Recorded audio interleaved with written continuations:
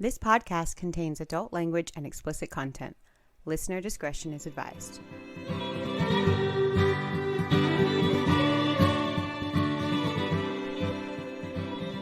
Hi, I'm Grant. And I'm Erica. And this is From Crime to Crime.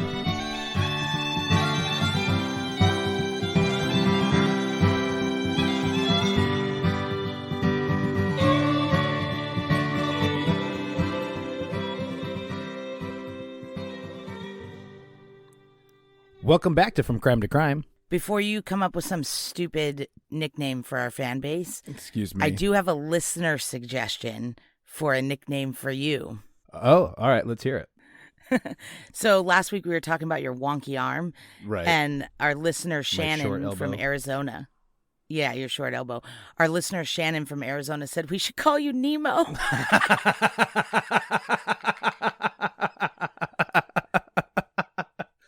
You know, that's actually pretty good, huh? really funny. I've never thought of that before. And just for everyone listening, my arm isn't that short. Not that there's anything wrong with it, but it looks normal. It's just kind of a little bent a little bit. So I like that. Thank you, Shannon. I'm sure now Erica will call me Nemo for the rest of my life. So Yes. I've never even seen that movie, but I know that little fish has like a flapper arm. how have you not seen that movie? You have nieces and nephews. Like, No, they watch Mary Poppins when they're with me. oh my God, of course they do. No, we actually just watch like fails videos on YouTube because they think that's hilarious. That's what we watch when we're over at your house too. Yeah. My niece and nephew are cool, man. They're not like little kids that have to watch cartoons. Cartoons are great. Yeah, I'm sure they are. But and they I'm are sure cool. they watch them at home. But Probably. I just dig Warren wanting to do backflips off of everything. oh yeah, he's pretty cool. Yeah, I like him. Sam's great too. Yeah, she is great. So do you want to get into this episode? Because we're going to talk about some people who aren't so great. Yeah. Let's just jump into this one too. So we're gonna cover Lester Eubanks, and I don't know that he's super widely known, but it's a crazy case, and it's infuriating too. So Yeah. let's go. So his case starts back in Mansfield, Ohio, in November of 1965. And from what I've looked up, the only thing that Mansfield's really known for is the reformatory there, is the prison that they filmed Shawshank Redemption at. Oh yeah. So it's kind of like, yeah, Have you seen Shawshank? of course. Oh, okay. That's a great movie. It is a great movie, but you haven't seen anything besides Mary Poppins. Yeah. So Mansfield, Ohio, November of 65. There was a little girl named Mary Ellen Diener, and she was 14 years old. And one night, her family's washer or dryer went out, and their laundry was piling up. So her and her little sister Brenda went to a local laundromat to wash the family's laundry. And when they got there, they realized they were short coins to finish the laundry. So Brenda stayed at the laundromat, and Mary Ellen went to go find change. At laundromats, they should have change machines, by the way. Yeah, they definitely should. But I mean, it makes sense. She had to go get change. Yeah. Doing your laundry at a laundromat's already inconvenient enough. Adding on that you have to go to get change made, that's even worse. Yeah, at night. Yeah. So Mary Ellen never came back. So Brenda was pretty scared, and she went across the street to their grandmother's house. So apparently their grandma lived pretty close by to this laundromat, which is why they were comfortable going there at night. Right. And when she got to her grandma's house, she told her grandma that she never came back. And so the grandma went out to look for her, like retrace her steps and all that. And she found a crowd gathered around. Well, the crowd turned out to be police and bystanders who had found little Mary Ellen dead on the side yard of a vacant house. And it was gruesome. Yeah, it was violent. This is disgusting. Yeah, this is going to be a trigger warning. It's pretty bad. So while they were investigating, they found out that she'd been shot twice with a .32 caliber handgun and beaten in the head with a brick. That's gnarly. Like, if getting shot wasn't bad enough, like ending it with a brick, like that's like you're doing it for punishment, almost at that point. You know? Yeah. So the police checked local records for people who owned .32 caliber handguns, and they came across a 22-year-old named Lester Eubanks. his dad was a local preacher, so you would think like good kid, good family, but he was known for being a real shitty guy. The whole family's pretty shitty actually, but they put on one of those like, oh, good religious pastor's family costumes, but they're terrible people, as we'll get into. Yeah, and like you kind of said, Lester was really known for being a bad guy. Like as soon as the police saw his name on the record, they were like, oh, damn. Like it was kind of like, this makes sense, you know? Exactly. So he was only 22, but he'd already been in trouble with the law, and which is why they were like, yeah, this makes sense. So the night that Mary Ellen was murdered, he was out on bail because a few months earlier he was accused of breaking into a diner after hours and sexually assaulting a waitress. And he had also faced charges in juvenile court for sexually assaulting a 12-year-old. Oh, my God. So obviously this is just a low-level person, like to say the absolute least. I mean, that's disgusting. And yes. So they picked him up and they asked him questions and he just spilled the beans. He was just like, oh yeah, I killed that girl. He didn't deny it or anything. There was no like forced confession or false confession. He was just like, yep. And he told them the whole story of what happened. Everything that I've heard about it too is exactly like you said. Like he didn't deny it. I don't know that he was necessarily proud of it, but he kind of didn't see anything wrong with it. He was like, yeah, I did it. Like, yeah, he showed no remorse or anything. Nothing. Yeah. So he tells them the story that he saw her through the laundromat window. And when she left to go get change, he followed her, pulled her onto the side yard of a vacant house and tried to assault her. And in a lot of the recounts of this story, it says that he was trying to sexually assault her, but she fought back and he shot her twice in the stomach and he left her there to die. It just made a bad situation worse, you know? Yeah. So he went home and he changed his clothes and got ready and was going to go out that night. And when he was leaving to go to the club or go dancing or wherever he was going, he walked by where he had left Mary Ellen and he heard her moaning and begging for help. So this is when he decided to get a brick and proceed to beat her in the head until she was dead.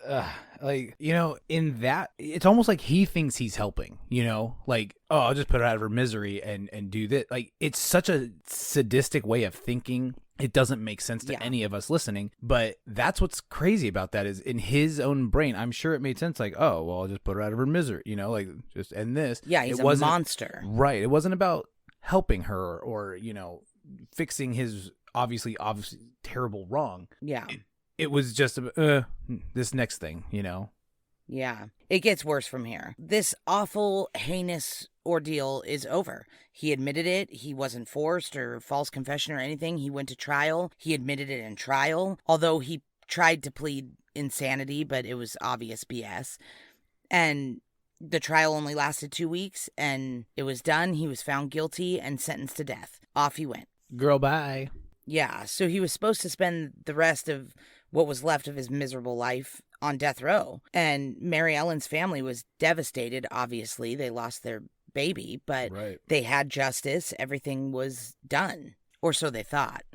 So after he's sent off to prison, he spends a few years on death row, and he had quite a few bad marks on his record for fighting and being disruptive. He was known as being like kind of a piece of shit, you know, just a real cocky, arrogant, not a great prisoner. His execution was scheduled 3 different times, and somehow he kept getting appeals and stays and all that stuff. He just kept getting lucky, you know, which is partly how the system is designed to make sure that you don't execute somebody who's innocent. So I understand that. Yeah, I mean, we both know I'm not very fond of the death penalty and want it to be correct if it's going to happen. But I mean, even this guy, I think this guy was on the right place. At the right place? Yeah. In the right place. I think this guy was in the right place. Yeah, I know. This case is going to be interesting because our views are very different on the death penalty. So I was like, ugh, this case pisses me off. But, you know, the death penalty for me, like, it goes back and forth. But, like, when it involves kids, yeah, I kind of lean Republican. I know. I kind of lean Republican on that one. It's like the only time you ever do. It's funny. Yeah. In 1972, Lester was 3 days away from execution, and the Supreme Court ruled the death penalty unconstitutional. So his death sentence was immediately commuted to a life sentence. Which, I mean, I don't hate either. I don't hate the life sentence. I do kind of hate it here, though. Honestly, I do kind of hate it here. This guy's so bad.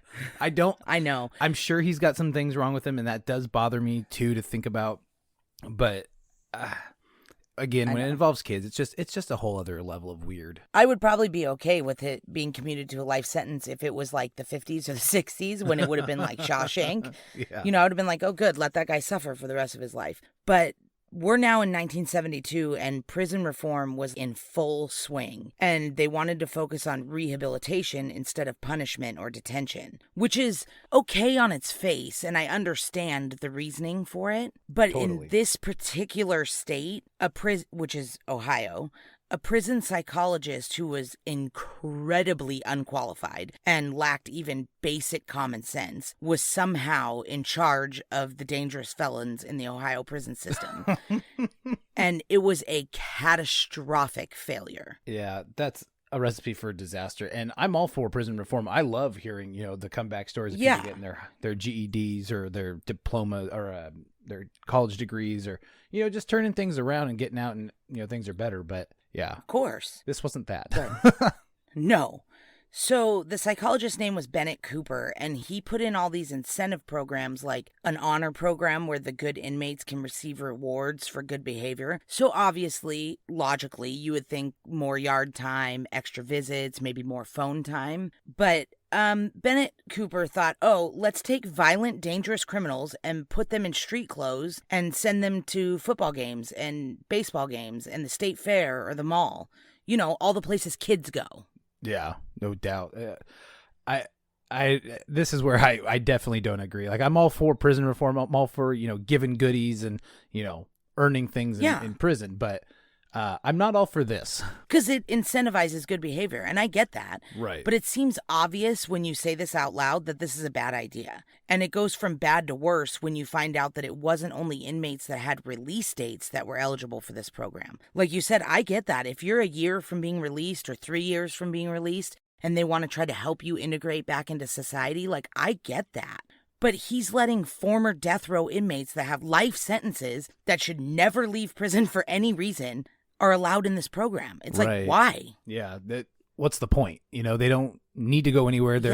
They're pretty comfortable where they are. I Yeah. guess I can understand it to a degree, but I don't agree with it. But I can understand the rationale of, like, these guys, deserve a little bit of regular life too. They've been exemplary prisoners. Like, they're great.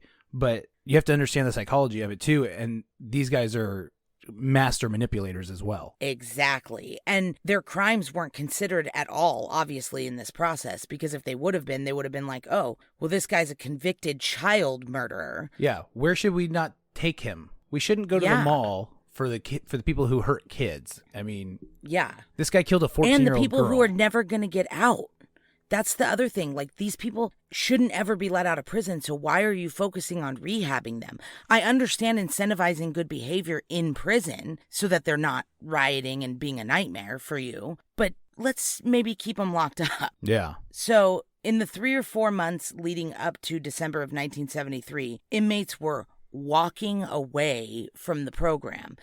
And at least 2 other convicted murderers escaped during this time. Duh. And in interviews with the people who worked at the prison, they were like, oh yeah, that was like an unfortunate side effect we didn't see coming because they were model inmates. It's like, you were letting guys that had nothing to lose out on the street. Yeah. It wasn't like they had release dates where they were like, okay, I better be good so that I get out when I'm supposed to. These guys had 0 things to lose. Nothing. Who wouldn't walk away? I know I would. Yeah. I mean, right? I'd do it a few times to get my bearings, and then once I was comfortable, be like, Bye. I'm gonna see how this goes. See ya. Like, what's the worst that can happen? Yeah. You spend the rest of your life in prison. Like, that's already your punishment. Like, this is the craziest thing I've ever heard. So, in the midst of this lunacy, Lester Eubanks went from death row, getting bad marks on his records for fighting and being a nightmare in 1972, to all of the sudden getting praising recommendations and only good things in his file, being granted extra visits and allowed into this honor program by 1973. So like you said, they're master manipulators. He's if I just act right for obviously a very short period of time, these guys are going to give me some genes and take me to my escape. They're gonna make it easy for me. Like, Yeah. they're going to help me escape from prison. This is great. Yeah, it's ridiculous. So on the morning of December 7th, 1973, the program allowed 4 inmates to go on a shopping trip to a local mall. They put them in civilian clothes, and a guard drove them to the mall and dropped them off and was like, okay, meet back here at the van at 2:00. They didn't warn the mall. They didn't warn the people that were at the mall. They didn't warn the families of the victims that their family member's murderer was. Like, what if Mary Ellen's mom was out Christmas shopping and ran into her daughter's murderer in a store? And murdered him. Yeah. I mean, like, oh, that would be absolutely awful.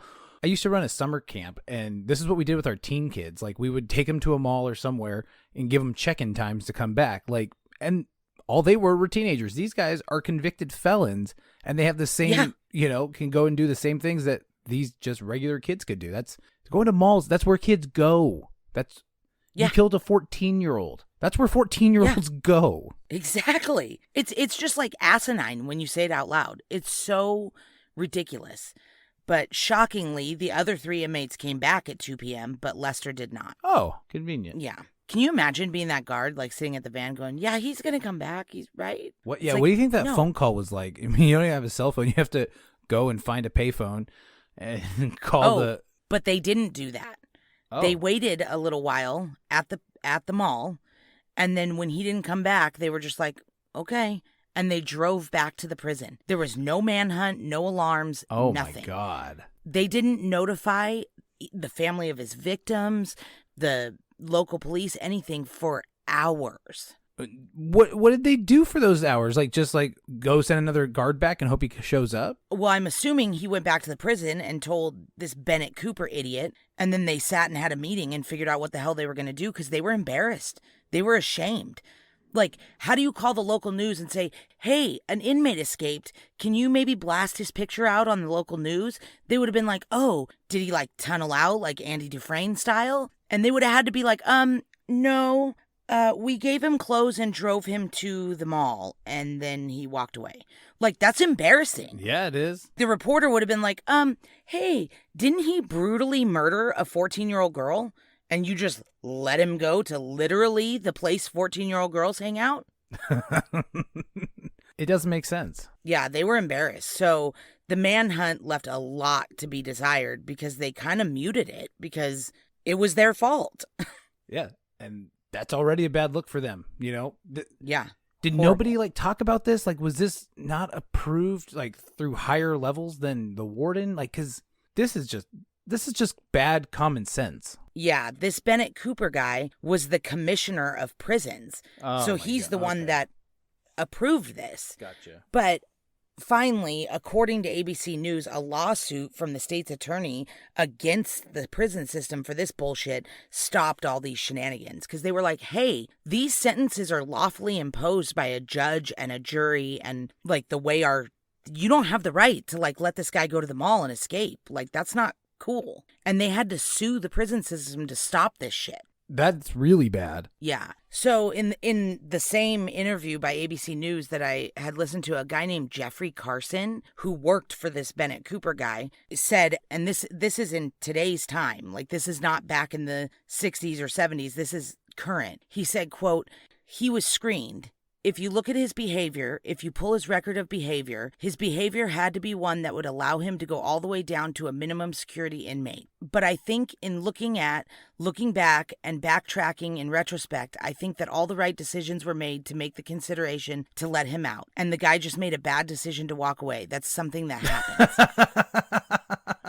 Today, they're still doubling down on the fact that they didn't do anything wrong, that this guy walked away. It's like, he made a bad choice. You literally just said that looking at his behavior, he would have had to have been, to qualify for this program, he would have had to have been able to go all the way down to a minimum security inmate. He was a serial rapist who murdered children. That disqualifies him from being a minimum security inmate. Absolutely. Like, that's pretty high maximum security stuff you're doing there, buddy. Yeah. Like, these people are just like, I'm like, what are you talking about? So in their completely negligent search for Lester, they found a woman named Kay Banks who had been corresponding with him in prison. And her husband was like a no-name Motown singer named Daryl Banks. But apparently that was a stage name, and he was actually a Eubanks, and he was related to Lester. How was he related? Was he a cousin or an uncle, or how was he related? Yes, some sort of, I haven't really I think he was a cousin, but he could have been an uncle. But it was some not super close relative, but he was a relative of Lester. Yeah. And he ended up in some sort of scuffle over a girlfriend in Detroit and got shot and killed. And his wife, Kay, started talking to Lester in prison after her husband was killed over his girlfriend, which is a whole messy thing. And these people... These Eubanks, man. When I think Eubanks, I think Bob Eubanks in the dating game. I don't think in the Rose Parade. I don't think this kind of stuff. Yeah, so this family is messy, but we'll get into them more as we go. But the FBI went to L.A., where she was living, and interviewed Kay after Lester had escaped. But Lester wasn't there, and they just never went back. They went and interviewed her once and was like, hey, is Lester here? She's like, nope. And they were like, Kay, thanks, and then walked away. Let us know. If he comes back, be sure to let us know, please. Yeah. So there was really no search for him for almost 20 years. They just kind of like gave up. And in the early 1990s, a cop who remembered the case decided to look up the fugitive warrant in the system, and he couldn't find it. It wasn't in there. He was like, this guy's an escaped murderer, and he's not in the system. I don't know. There's never been any explanation for why he wasn't in there. But obviously some sort of cover-up where they didn't want it to look like they were just letting murderers out of prison. So I know his dad was a pastor and did some pretty good work in the prisons with the prisoners. Yep. Has there ever been any kind of connection that maybe his dad had something to do with it? Well, not that's ever been proven, but I mean, in my humble opinion, it couldn't be unrelated.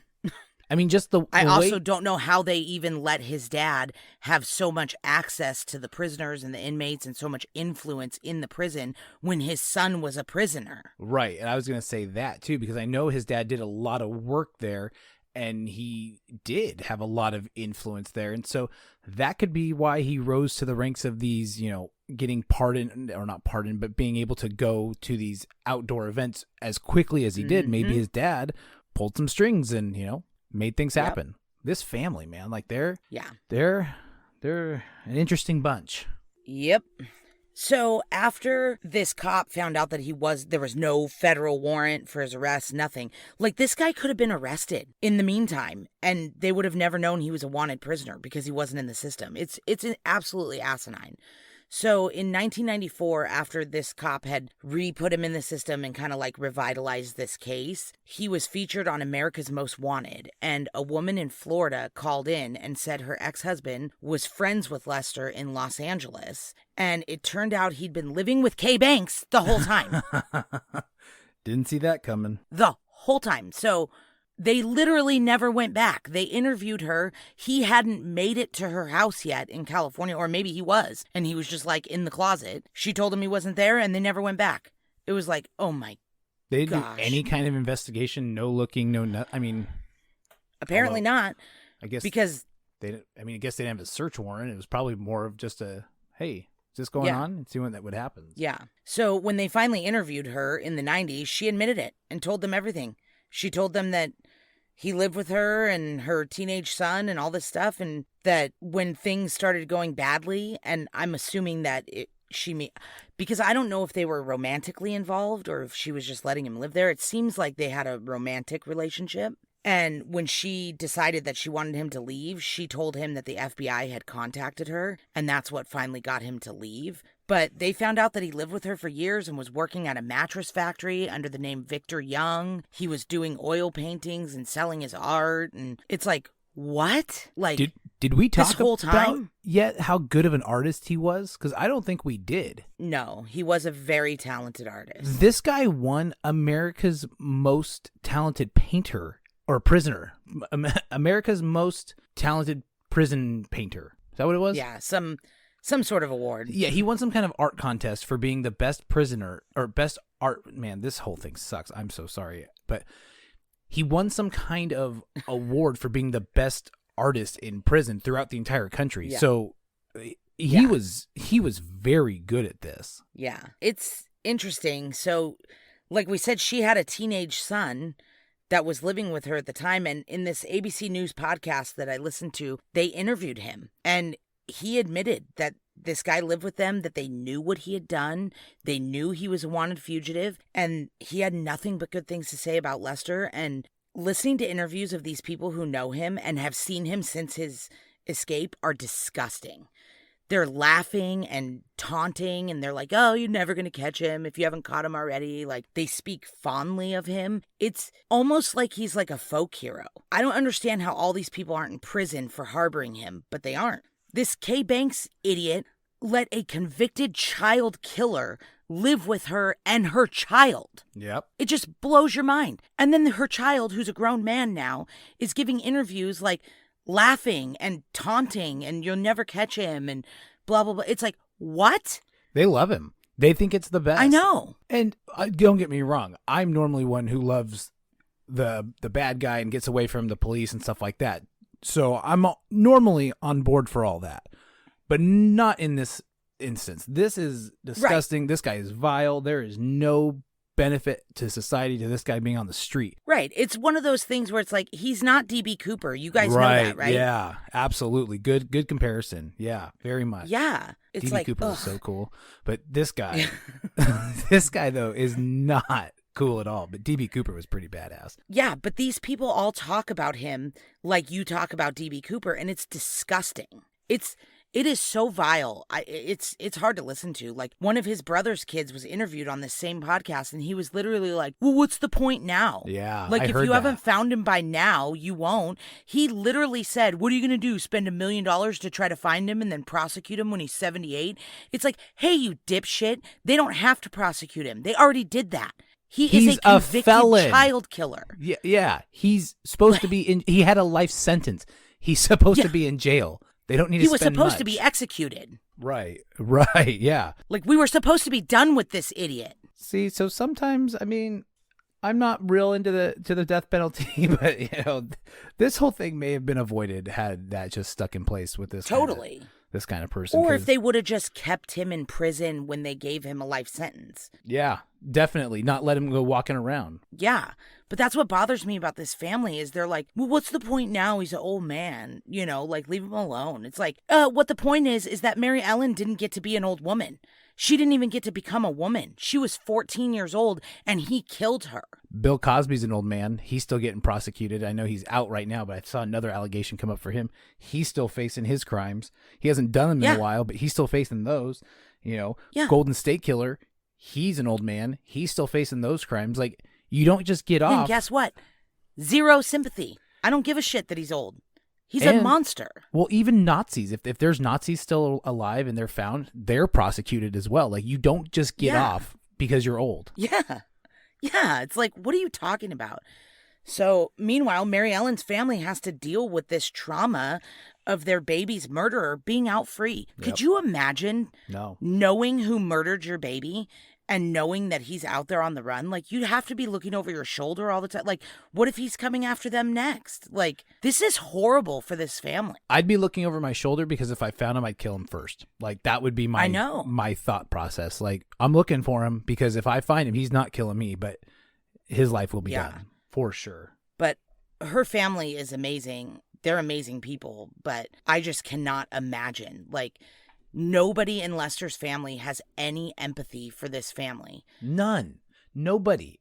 They all just think that this is like, you know, cool. It's blatantly obvious the stock that this asshole comes from. They're all monsters. The only person that is related to Lester Eubanks that was not a monster was a man who came forward after this whole deal more recently and said that his whole life he was told that Lester had sexually assaulted his mother after a church service in the 1960s. And recent genetic testing confirmed that Lester Eubanks is his biological father. Oh, I knew and that his was coming. story is heartbreaking. I knew it was coming, and it's still devastating to hear that this dude was conceived in rape. And he has to know that. Like, yeah. And it was like common knowledge. And the Eubanks family knew about him and would like talk to him when he was growing up. Yeah, they'd come like, visit. Pastor Eubanks he knew his would dad. come tell him, hey, do you know who your father is? And maybe someday you'll get to meet your dad. And like, it's just awful. This guy said to this day he's still afraid of the Eubanks family. Fair enough. I'm afraid of him. Yeah. Yeah, it's gross. So that's pretty much where the case sits now. I mean, he's a convicted child killer. He's a serial sexual assaultist. I don't know, a serial sexual offender. I like assaultist. Yeah. But I mean, he's an awful man, and everybody that they interview or that gives any kind of public statements or anything is like, oh, you'll never catch him, blah, blah, blah. It's like, are you shitting me? Yeah.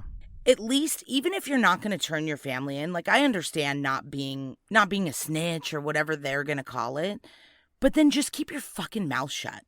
Just don't say anything. Yeah, you don't have to gloat on top of the already really bad thing that's happening. Like, come on.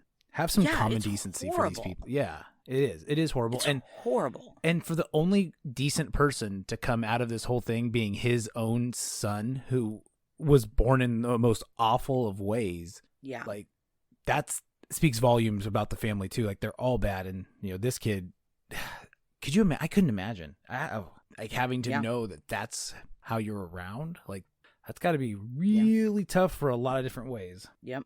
So there is a $50,000 reward for information leading to the whereabouts of Lester Eubanks.